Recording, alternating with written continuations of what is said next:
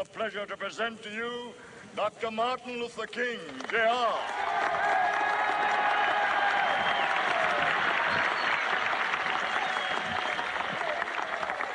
I am happy to join with you today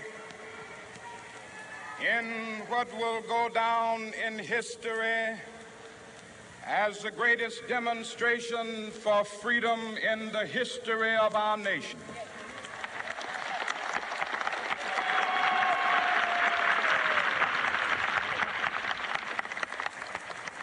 Five score years ago,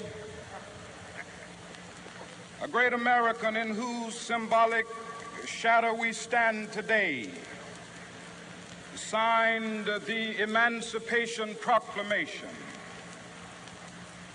This momentous decree came as a great beacon light of hope to millions of Negro slaves who had been seared in the flames of withering injustice. It came as a joyous daybreak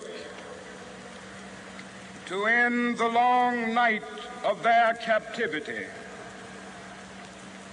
But 100 years later,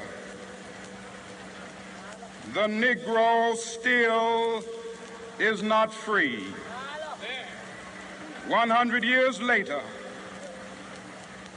the life of the Negro is still sadly crippled by the manacles of segregation and the chains of discrimination. 100 years later, the Negro lives on a lonely island of poverty.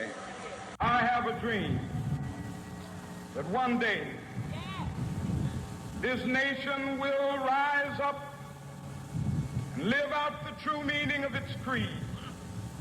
We hold these truths to be self-evident, that all men are created equal.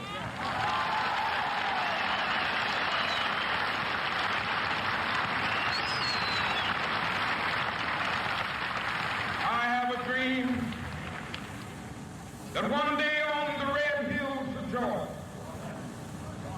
sons of former slaves and the sons of former slave owners will they be able to sit down together at the table of brotherhood. I have a dream that one day, even the state of Mississippi, a state sweltering with the heat of injustice, sweltering with the heat of oppression, will be transformed into an oasis of freedom and justice. I have a dream. My four little children will one day live in a nation where they will not be judged by the color of their skin, but by the content of their character. I have a dream today.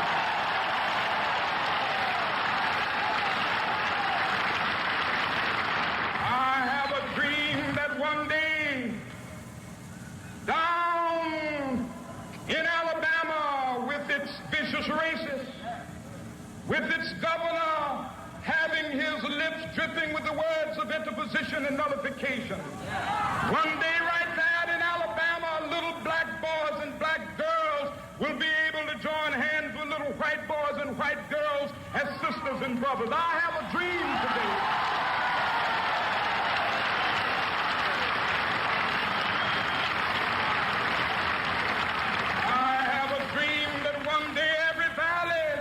Exalted. And every hill and mountain shall be made low, the rough places will be made plain, and the crooked places will be made straight, and the glory of the Lord shall be revealed, and all flesh shall see it together. This is our hope. This is the faith that I go back to the South with. With this faith, we will be able to hew out of the mountain of despair a stone of hope. With this faith, we will be able to transform the jangling discords of our nation into a beautiful symphony of brotherhood. With this faith, we will be able to work together, to pray together, to struggle together, to go to jail together, to stand up for freedom together, knowing that we will be free one day.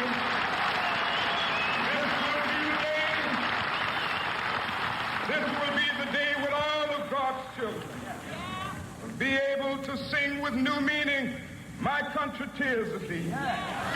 Sweet land of liberty, of thee I sing.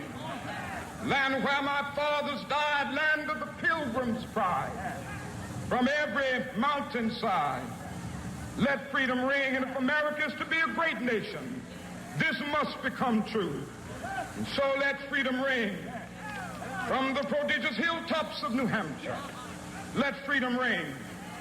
From the mighty mountains of New York, let freedom ring. From the heightening Alleghenies of Pennsylvania, let freedom ring. From the snow-capped Rockies of Colorado, let freedom ring. From the curvaceous slopes of California. But not only that, let freedom ring from Stone Mountain of Georgia. Let freedom ring from Lookout Mountain of Tennessee. Let freedom ring from every hill and molehill of Mississippi, from every mountainside. Let freedom ring, and when it happens, when we allow freedom ring, when we let it ring from every village and every hamlet, from every state and every city, we will be able to speed up that day when all of God's children, black men and white men, Jews and Gentiles, Protestants and Catholics, will be able to join hands and sing in the words of the old Negro spiritual, free at last.